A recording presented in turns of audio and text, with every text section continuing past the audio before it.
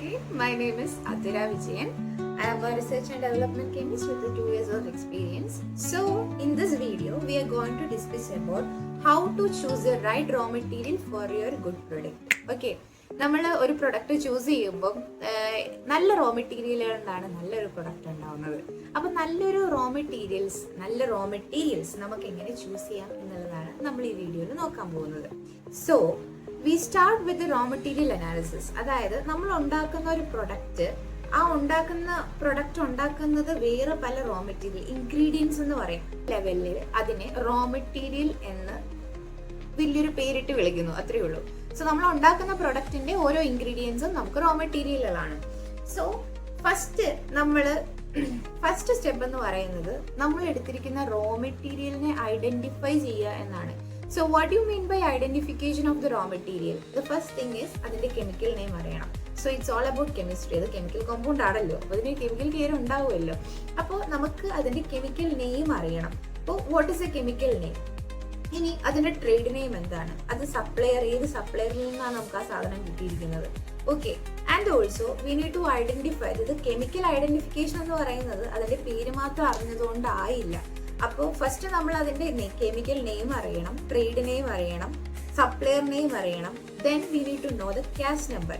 So CAS number എന്ന് പറഞ്ഞാൽ international recognition കെമിക്കൽസിന് കൊടുക്കുന്ന ഒരു നമ്പറാണ്. അതായത് ആ ഒരു chemical internationally, not only in India, everywhere in the world ആ ഒരൊറ്റ ക്യാഷ് നമ്പറിലായിരിക്കും അറിയപ്പെടുന്നത്.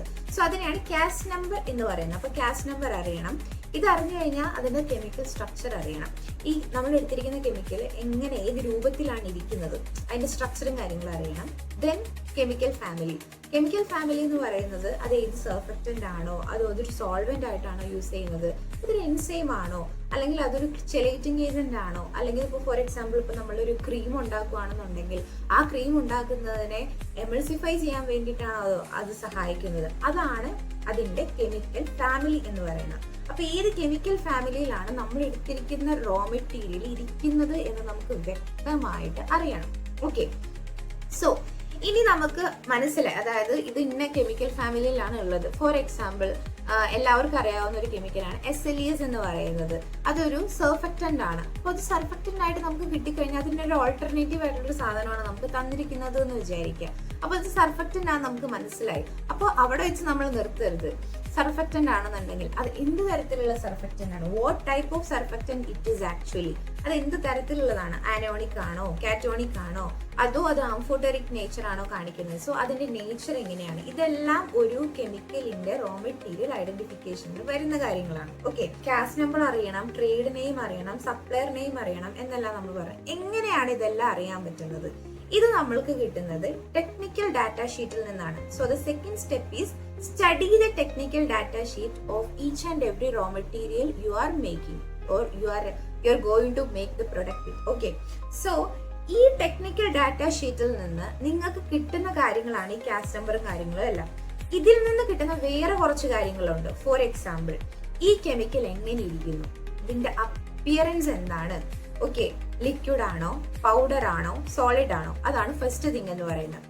രണ്ടാമത്തത് ആക്റ്റീവ് കോണ്ടന്റ് എന്താണ്, സൾഫേറ്റ് ആണോ, ഓക്സൈഡ് ആണോ അതിന്റെ ആക്റ്റീവ് കണ്ടന്റ്. അപ്പൊ അതിന്റെ ആക്റ്റീവ് കണ്ടന്റിനകത്ത് നമ്മൾ ഉണ്ടാക്കുന്ന പ്രൊഡക്റ്റിന്റെ ക്വാളിറ്റി ഡിപ്പെൻഡ് ചെയ്തിട്ടാണ് ഇരിക്കുന്നത്.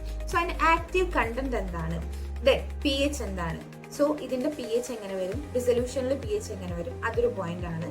സൊല്യൂബിലിറ്റി, അത് എല്ലാ സാധനത്തിലും സൊല്യൂബിൾ ആണോ, അപ്പൊ അതെല്ലാം ടെക്നിക്കൽ ഡാറ്റ ഷീറ്റിൽ നിന്ന് കിട്ടുന്ന കാര്യങ്ങളാണ്. സോ സൊല്യൂബിലിറ്റി എങ്ങനെയാണ്, അത് വെള്ളത്തിൽ ലയിക്കുന്നതാണോ, ആസിഡിൽ ലയിക്കുന്നതാണോ, ആൽക്കഹോളിൽ ലയിക്കുന്നതാണോ, ഇതെല്ലാം നമുക്ക് മനസ്സിലാക്കണം. അതുപോലെ അതിന്റെ ഡെൻസിറ്റി എന്താണ്, അതിന്റെ വിസ്കോസിറ്റി, കട്ടി കുറഞ്ഞതാണോ, തേൻ പോലെയാണോ ഇരിക്കുന്നത്, വെള്ളം പോലെയാണോ ഇരിക്കുന്നത്, അതാണ് അതിന്റെ വിസ്കോസിറ്റിയിൽ ഡിപ്പെൻഡ് ചെയ്തിരിക്കുന്നത്. വിസ്കോസിറ്റി എന്താണ്, ക്ലൗഡ് പോയിന്റ് എന്ന് പറയുന്നത് സർഫക്റ്റന്റിന്റെ കേസിൽ വളരെ ഇമ്പോർട്ടന്റ് ആയിട്ടുള്ള ഒരു കാര്യമാണ്. അതിന്റെ ബേസിസിനകത്താണ് നമ്മൾ അതിന്റെ കോൺസെൻട്രേഷനും ബാക്കി കാര്യങ്ങളും എല്ലാം ഡിപ്പെൻഡ് ചെയ്യുന്നത്.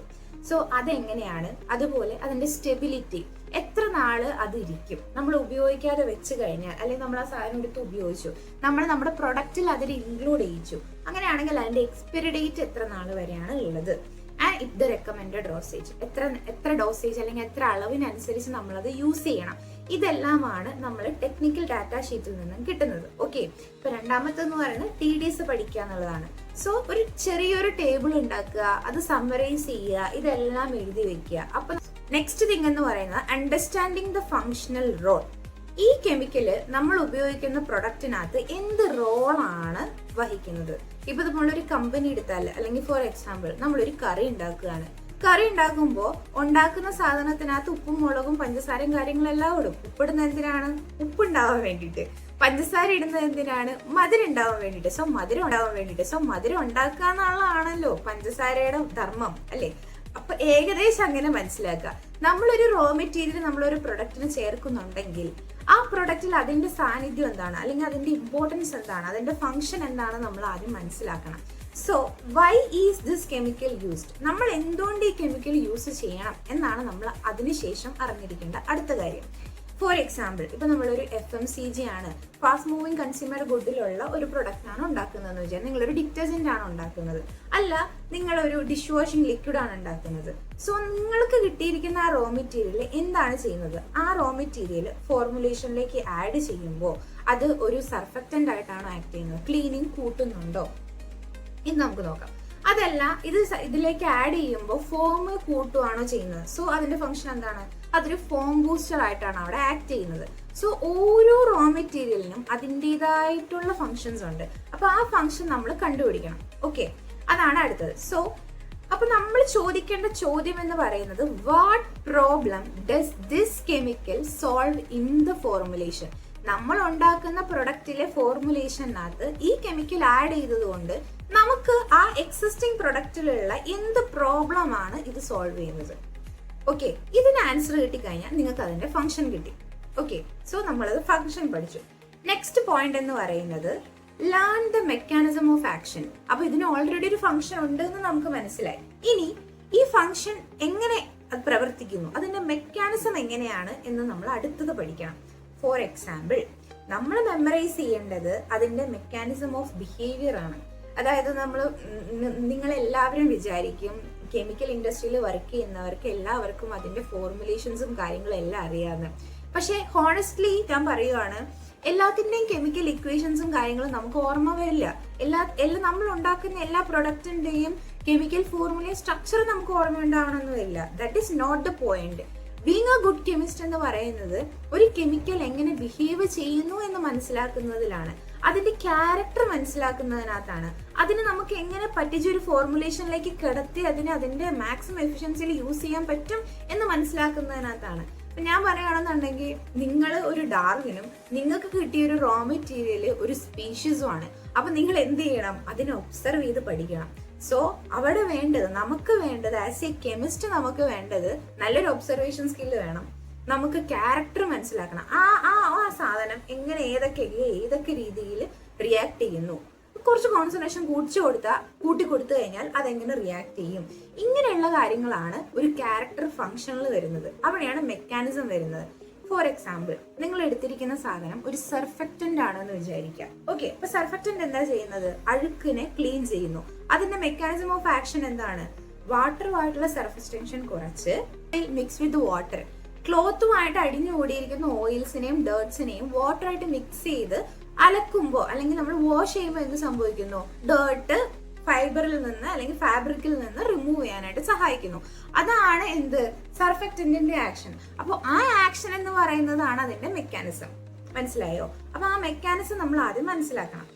ഇനി നമ്മളൊരു സോഫ്റ്റ്നർ ആണ് ഉണ്ടാക്കുന്നത്. ഒരു കംഫർട്ട് പോലത്തെ നല്ല മണമുള്ള, തുണി കഴുകുമ്പോൾ നല്ല സോഫ്റ്റ് ഫീൽ വരുന്ന ഒരു സോഫ്റ്റ്നർ ആണ് നമ്മൾ ഉണ്ടാക്കുന്നതെങ്കിൽ ആ സോഫ്റ്റ്നർ എങ്ങനെയായിരിക്കും? ദേ form A lubricating layer over the fibre or the fabric. നമ്മൾ മുക്കുന്ന തുണിക്ക് ചുറ്റും ഒരു ലൂബ്രിക്കേറ്റിംഗ് ലെയർ ഫോം ചെയ്ത് അതിന്റെ സോഫ്റ്റ്നെസ്സിനെ അതിനെ ഇംപ്രൂവ് ചെയ്യും. അപ്പൊ അങ്ങനെ വരുമ്പോൾ അതെന്താണ്? അതൊരു സോഫ്റ്റ്വെയർ ആയിട്ട് ആക്ട് ചെയ്യുന്നു. അതാണ് അതിന്റെ മെക്കാനിസം. സോ ഫംഗ്ഷനോടൊപ്പം തന്നെ നമുക്ക് ആ റോ മെറ്റീരിയൽ പ്രൊഡക്റ്റിൽ ഉണ്ടാകുന്ന മെക്കാനിസവും നമ്മൾ അറിഞ്ഞിരിക്കണം. ഇനി മെക്കാനിസം അറിഞ്ഞു കഴിഞ്ഞാൽ നമ്മൾ അടുത്ത സംഭവം വേണ്ടി വരുന്നത് എന്ന് പറയുന്നത് നമുക്കതിന്റെ കോമ്പാക്റ്റബിലിറ്റി ചെക്ക് ചെയ്യുക എന്നുള്ളതാണ്. അതായത് നമ്മൾ ഒരു റോ മെറ്റീരിയൽ കൊണ്ട് മാത്രമല്ലല്ലോ പ്രൊഡക്റ്റ് ഉണ്ടാക്കുന്നത്. നമുക്ക് ഇപ്പൊ ഫോർ എക്സാമ്പിൾ കൈ കഴുകുന്ന ഒരു ലിക്വിഡ് ഉണ്ടാക്കണമെന്നുണ്ടെങ്കിൽ തന്നെ നമുക്ക് ആ കൈ കഴുകുന്ന സാധനത്തിനകത്ത് ബിൽഡർ വേണം, എമൾസിഫയർ വേണം, സർഫക്റ്റന്റ് വേണം, ക്ലീനിങ് ആക്ഷൻ ഉണ്ട്, ആന്റി ഡിപ്പോസിറ്റിംഗ് ഏജന്റ് വേണം, ഫോം ബൂസ്റ്റർ വേണം, അങ്ങനെ പല കാര്യങ്ങൾ വേണം, പെർഫ്യൂം വേണം, സ്മെല്ല്, കളർ വേണം, അങ്ങനെ പല കാര്യങ്ങൾ വേണം. അപ്പോൾ അങ്ങനെ പല കാര്യങ്ങളും ഉണ്ടാകുമ്പോൾ മറ്റുള്ള കോമ്പൗണ്ട് അല്ലെങ്കിൽ മറ്റുള്ള റോ മെറ്റീരിയലുമായിട്ട് ഇത് കോമ്പാക്റ്റബിൾ ആണോ എന്ന് നമ്മൾ ആദ്യം മനസ്സിലാക്കണം. ഓക്കെ, സോ നെക്സ്റ്റ് സ്റ്റെപ്പ് എന്ന് പറയുന്നത് കോമ്പാക്റ്റബിലിറ്റി വിത്ത് അതർ കെമിക്കൽ ആണ്. എല്ലാ കെമിക്കലും ഒരേപോലെ ഒന്നിച്ച് ഒരേ സിങ്ക്രണൈസേഷനിൽ വർക്ക് ചെയ്യില്ല. സോ നമുക്ക് എന്ത് ചെയ്യണം, അതിന്റെ കോമ്പാക്റ്റബിലിറ്റി അറിയണം. So to check the compactability, we have to check it with acid, alkali, oxidizing agent, enzyme, electrolyte and other surfactant.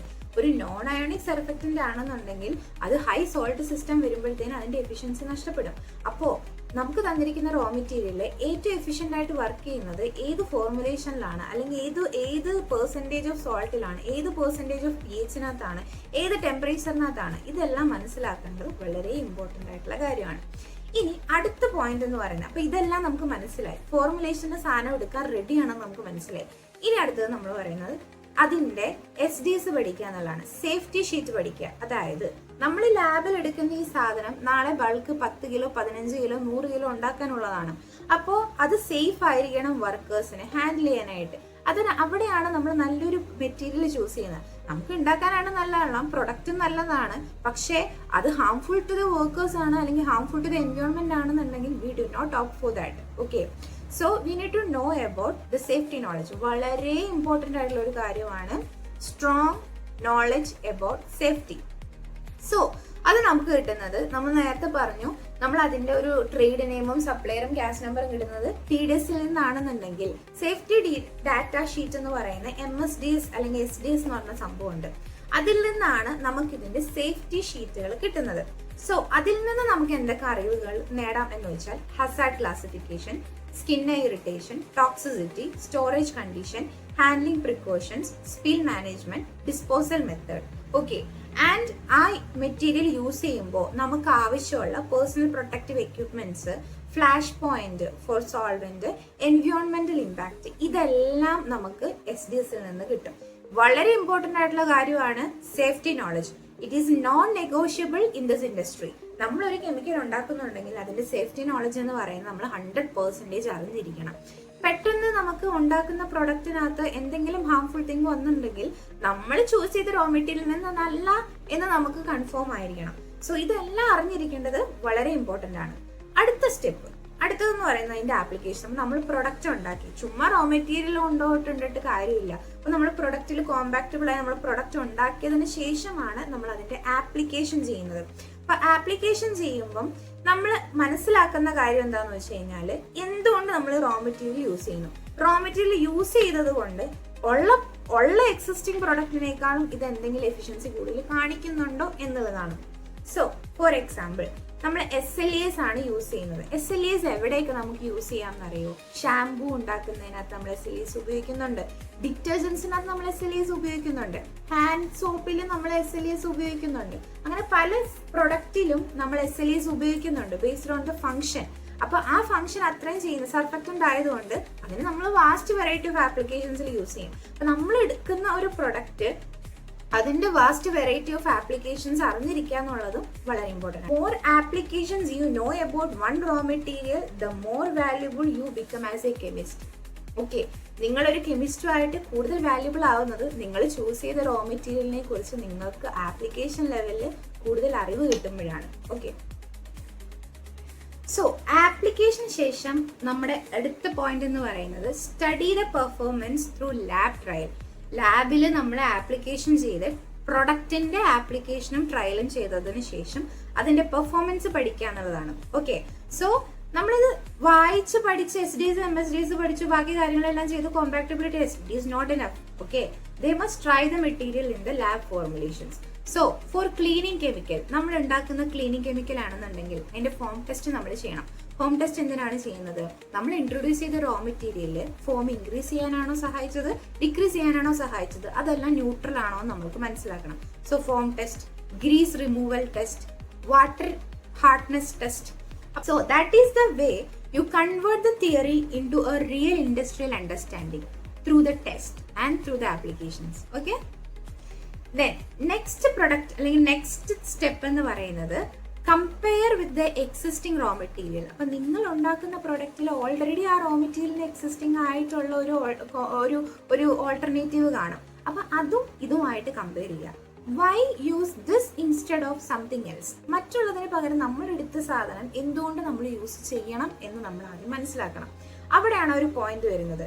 എന്തുകൊണ്ടാണ്? അപ്പൊ എന്തൊക്കെ പാരാമീറ്റേഴ്സ് ആണ് നിങ്ങൾ ചെക്ക് ചെയ്യേണ്ടത് എന്ന് വെച്ച് പാരാമീറ്റേഴ്സ് നമ്മൾ അതിന് ചെക്ക് ചെയ്യണം. ഫസ്റ്റ് തിങ്, കോസ്റ്റ്, എത്ര രൂപ എത്ര പെർസെന്റേജിൽ വരുന്നു.